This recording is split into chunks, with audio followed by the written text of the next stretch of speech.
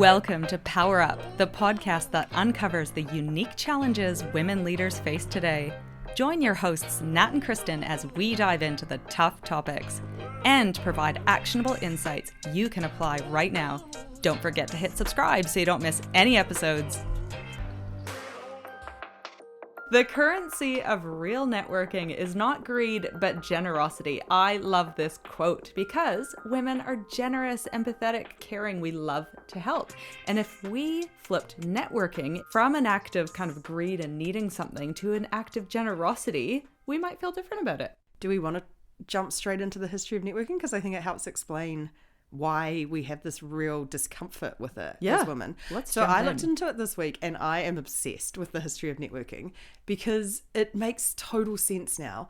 We, a mere 200 years ago, 1800s, we lived in these tiny little villages and we all farmed, or we were like the local shoemaker or the local this or the local that. And is it called Dunbar's rule? That rule that you can only have 150 connections in your life? Oh, I don't know. Yeah, I think it was like a study about how the human brain can really only cope with 100 close connections. And it's evolved now that it's like 150 close and then wider and wider. But that's how we lived. We only had 150 connections. That was 200 years ago. And then the Industrial Revolution happened, and that led to this need to form connections with other trusted strangers, effectively. Like now I was making shoes not just for the people around me, but to ship overseas, or I needed supplies from overseas, and I needed more money and more capital and more suppliers. So people had to start connecting with other people and forming business relationships. So that was the invention of networking, not because we needed to prove how good we were at something. And we've written about this in the newsletter this week. It's not like me as shoemaker needs to know that the shipping captain can sail. It's that I need to know he's not going to run off with my stuff. So networking is very much around saying, is this person someone I want to work with, and can I trust them?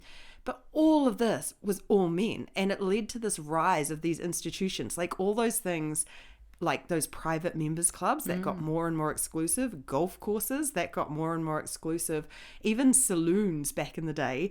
Women weren't allowed into bars. So we were either in women's only bars, or you had to be a mistress, because men were allowed to take their mistresses in while their wives were at home.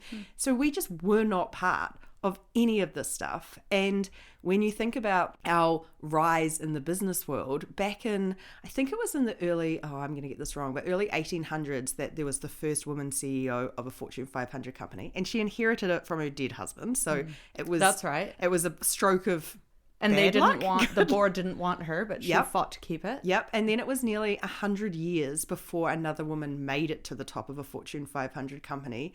And it was 1988 before women were able to get business loans on our own. So like, these institutions have not had us in them for very long. We haven't belonged in them. We haven't been part of them. Networking wasn't really a thing we needed to do, because why were we trying to build trusted working relationships? It's just not what we needed. Yeah. And then I suppose effectively in the last 30 years since our entrance into the workplace, we've had to, I suppose, assimilate to the culture that exists. Yeah. The working hours, the ways of networking, the after hours networking, which still, even though we're in the workplace, most of us have to miss out due to the juggle, unacceptable expectations at home, and unfair split of duties, and so on and so forth. Yeah, so these places were all built when we were at home, so men had plenty of time to go out. But I even know institutions here, and there's some pretty famous ones, that only allowed women in them quite recently, when we had our first Governor General. That's in my lifetime. That was the first time women were allowed to participate, because they had to. And so when you think about it, of course we feel uncomfortable, because our world was sitting in kitchens and in separate areas connecting, which we're writing about this in our newsletter too. But when we go, all my friends will talk about this, like the most connected you ever are to women is in a bar toilet at 1 a.m. Like we're in these informal spaces, and we know how to connect and make friendships and support each other and use informal channels to get what we want and to lift each other up. But we don't know how to use formal channels, because they're not built for us. Well, they are just exactly that, formal. Introducing oneself, there's a way of breaking into the circle, there's a way of engaging conversation with people who, there are norms that either we're not aware of, or aren't our norms. Yeah. Yeah. We're there to connect and make friends and help each other informally. And then and I've noticed this too when I'm networking. I'm not comfortable with the idea of the quick hi and the, what is it? My favorite quote, I'm going to rotate. That kind of really like, I am literally in it to figure out if I trust you, if I want to do business with you, or if you're helpful to me, off I go. That doesn't sit with me. Like, I get it, and I don't think it's a bad thing to do. It's just not how I've been raised to connect. Yeah. So interesting. It's even funny when you have large social gatherings at your house, how the gender divide just happens as well, isn't it? Hey? The women and the men are out by the barbecue. Yeah. The women Apart from Kristen, who's always in there trying to like talk about sport. Did you watch the latest cricket game? Because I'm trying to build trust with the mates, with the mateys. Yeah, it's interesting though. There is a real sense of quality over quantity for women, and actually studies have shown that that is okay, that fewer, deeper connections as it relates to networks is okay, because even let's take the 150 rule, right? Me having 5 deep connections with people, let's say outside organization, outside friend group. That all of a sudden, what's 5 times that's 750 connections. Great that maths. are That's some girl maths here.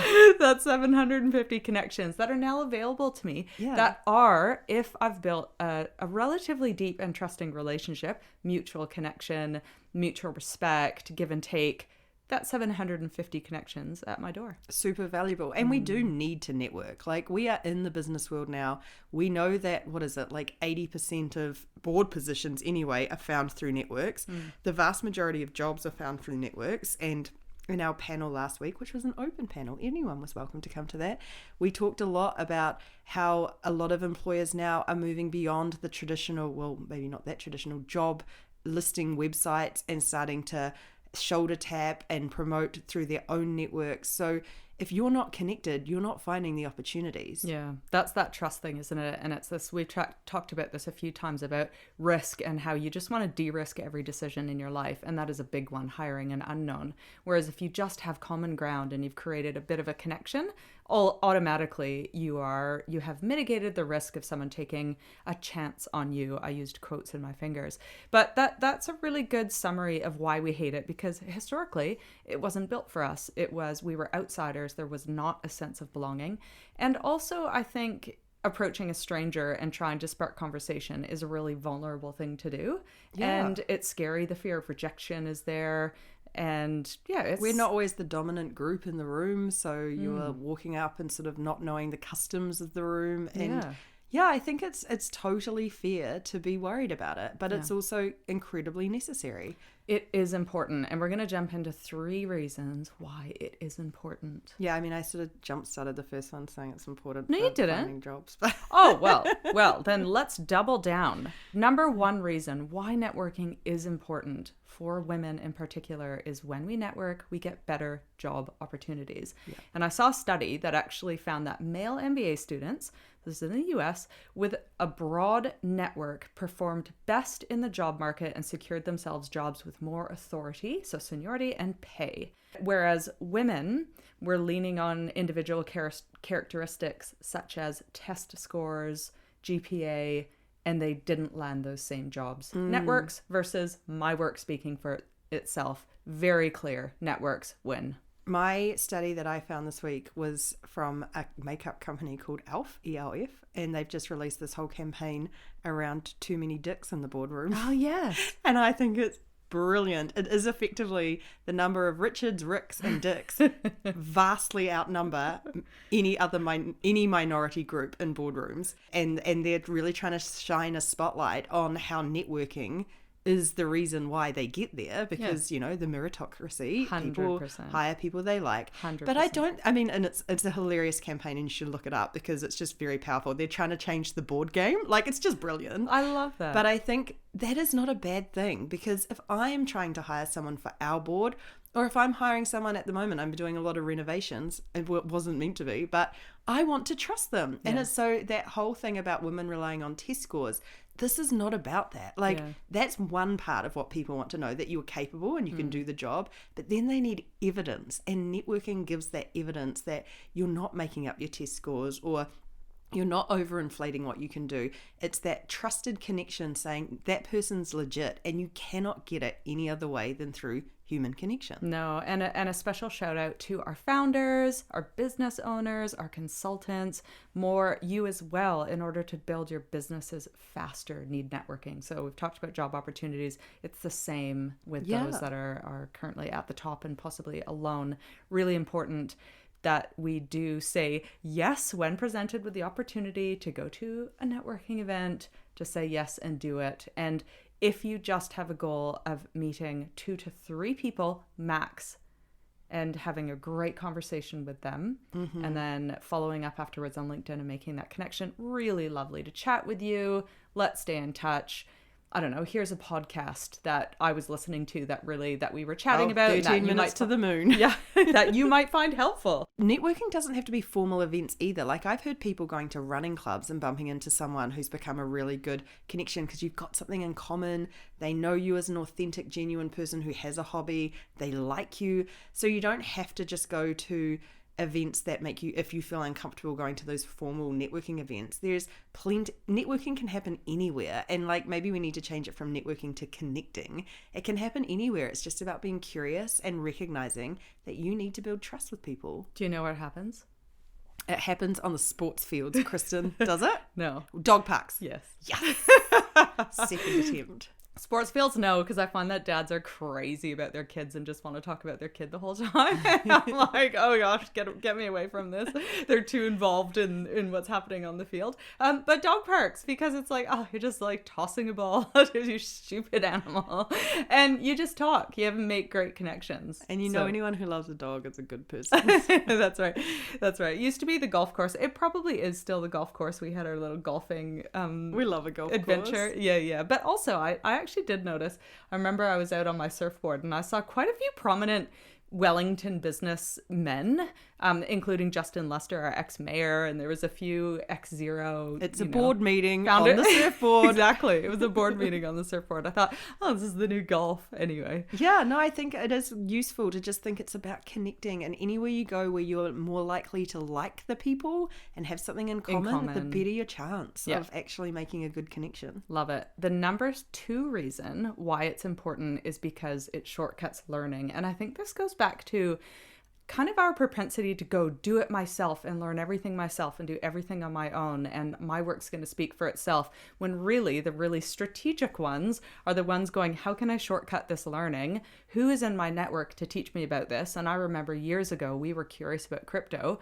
Well, we just thought, let's go have a coffee with Mr. Crypto of New Zealand, who happens to be a friend of ours. We sat down. We are roping into coming to speak to Powrsuiters. Yes, absolutely. Come chat with Powrsuit. But we had a couple coffees. It took us a minute to get our brains wrapped around crypto, but that's how we shortcut our learning. And to do that, and then we did the same when it came to AI. We have a great friend, Olivia, who is starting a company, and we just thought, let's talk about AI and what this means for us. And so shortcutting learnings is fantastic for networking. I completely agree. I love that stuff. I mean, we learn so much from just asking questions from experts, and people love to share what they know. And everyone does tend to, I'm sure if you are a very high profile CEO, you'll get a lot of connections, might be a bit of a pain, but there are a lot of very interesting and very powerful roles at every level that have a lot of expertise and often don't get asked a lot about what they do. Like, tell me more about how this all works, because all of it is such a shortcut to getting more knowledge and insight into the world and trends. And we've been talking a lot about the market insights and how employers at the moment are really, really focused on how do we collect more market intelligence and use that to as a competitive advantage. And the easiest way to do it is networking. And that's not like stealing secrets. That is, what are trends you're seeing? Is everyone growing? Is everyone shrinking? What are some of the tools you're using now? Well, I know that's actually a criteria now. I've seen a few very senior jobs on the market, and we tend to share them in our Powrsuit network for those that are currently looking. And a lot of them do require leaders with networks because they recognize the value of this market intelligence, and you are bringing in that market intelligence to a role. So don't underestimate it. It shortcuts learning for you, and organizations and employers, like you said, are catching on to this and now require it and would love it. Number 3 reason for why it's important is because it boosts our well-being. And I think this goes back to your kind of recognition of we love congregating as a group of women in informal areas. So in the bathroom at bars, or it could be, I don't know, whatever. Going for a walk, having in the a kitchen, wine, having a wine, catching up. And it's not in the kitchen, but it's like that's where life happens now. It's not like get back in the kitchen. And there's nothing that sparks endorphins than just having someone with shared experiences that has your back, that is interested in what you're up to, and it boosts your well-being. And you can actually do that with strangers. And yes, I know that, again, it feels really hard and vulnerable to put yourself out there. But if you're sitting at the bus stop and just start with a little bit of chatter and all of a sudden happen on something that's of interest to you both, there are incredible things that are happening in your brain and endorphins are released that boost your well-being. I have a great example of this from last week. I don't tend to go to a lot of startup things because startups are not necessarily our audience. We're in growth mode. But I did 2 things last week that just really showed me how wrong I was. First one, I went to this thing called Growth Jam, which was like all the startup people coming together to learn about growth. And there was a couple of drinks afterwards, and I ended up, a classic me, staying till the end and met some incredible people. And it was purely just about sharing the pain and the challenges and the insights and motivation of going through a startup. And I came away just so invigorated. And then I did a random phone call. That same organization does those random matchups where you just have a 30-minute call with someone. He's this incredible founder who is trying to support children with dyslexia and make it easier for them to write in school. And we have nothing in common. Like, there was no reason why we'd ever met in the wild, but he was so wonderful. He's connected me with someone. I helped him a little bit with his marketing strategy, and we had this fabulous half-hour talk, and we'll stay in touch. And it was that feeling of well-being, like that feeling of sharing and connecting and helping each other. It really made my week in a way. And it was like nothing tangible for Powrsuit necessarily, but it was just, they were both just so wonderful. And and I hate doing that stuff. Like, I'm nervous before both of those things, and it was so worth it. So yeah. When was the last time that you said, let me introduce you to someone I know X? Can you think of we do it all the time, don't we? I do it like 5 times a day. Well, because I was talking to someone this morning who, I hope you're listening. It was so lovely to chat to you. And we connected recently, I think, on LinkedIn, and she's just been made redundant, and she was applying for a job, and I used to work with the people who she was applying for a job for. And I was like, you're great. They're fantastic. Would you like me to put in a good word? Because we're both going out to see them all this week. And so it's just a natural habit now for me. It's turned into a habit. I don't even think about it. Yeah. And for those that are nervous about networking, there's a few very quick tips. The first is, I was at a speaking event earlier last week, and I noted right after my talk, it had the agenda, and it had these big bold letters, networking after. And I thought, it was a room full of women. Everyone's like, how do I find the nearest exit? I know. How do I? And I said, no one escape afterwards, please. Let me just give you a little tip about that networking. That might feel scary, but I promise you're in a safe space. You all share data in common. You're all at really interesting roles in the tech space. You probably are first and only in many situations, so you have some shared experiences. And my recommendation is, when everyone forms into your little circles, is to walk up to a circle and say, may I join you? And I did notice later that evening that people were doing that. And someone came up to our circle and said, may I join you?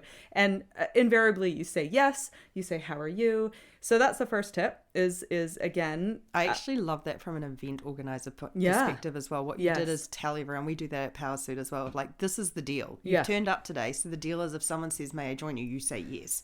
And that overtly gives everyone permission, and it kind of takes that edge off. Yes. And the second is to ask questions. People do actually like to speak about themselves, and they feel honored when you ask them about themselves. So that could be anything from a compliment, like, I love your earrings, where'd you get those? You're rocking a great hairstyle. I often do say, where's your accent from? I love Kristen is a nightmare. So where are you really from? No, but let me tell you, I've met some incredible international people this week, which I always find so interesting because I shared a story at that talk about 4 generations of my family, which shows it, going in various countries. And so they felt comfortable doing the same. And so I don't actually mind figuring out people's lineages, and nor do they. I make them feel very comfortable about it. But so I think noting something about the person and being curious about it, being curious about what keeps them busy these days. We talked about that in the Small Talk podcast, but being curious gets you off the hook for having to talk about yourself right away. Mm-hmm. Yeah, actually asking questions is such a good hack. And then I just want to say finally, when it comes to making it a little bit easier, because we sort of pivoted to that, I'm just going to do a shameless plug for becoming a Powrsuit member, because we've been thinking about this for the last year and a half around how do we play to women's superpowers and remove the barriers to connecting, because we know connection and knowledge, which is your CV effectively, yes, are the tools that will close the gender leadership gap. The better connected we are and the more we know how to navigate the system as it stands, the more women will invariably end up in leadership positions and take control of the world, as we should. So we have reinvented networking, and we did it accidentally, but now we're branding it because it's what it is, that micro networking works for women. And so what we do in every event we do on Powrsuits, we run 15-minute masterclasses, and then right at the end, if you join us live, there's another 15 minutes where we put you in breakout rooms and you get some questions or an activity, and it's not cheesy and it's not scary, to turn the theory we've just taught you straight into action. But the side effect is you meet 2 or 3 other amazing women leaders, and they're random, like this completely random for these events. So you could be talking to the CEO of a company, or you could be mentoring someone, or get an opportunity to see someone earlier in their career. And it's really, really impactful. And we do it in other ways that are much more targeted, that you can tell us who you need to connect with or the challenge on top of your mind right now. And we will put you into small groups with people at the same stage with the same challenge to actually help and support each other. And this is playing to our superpowers, right? Yeah.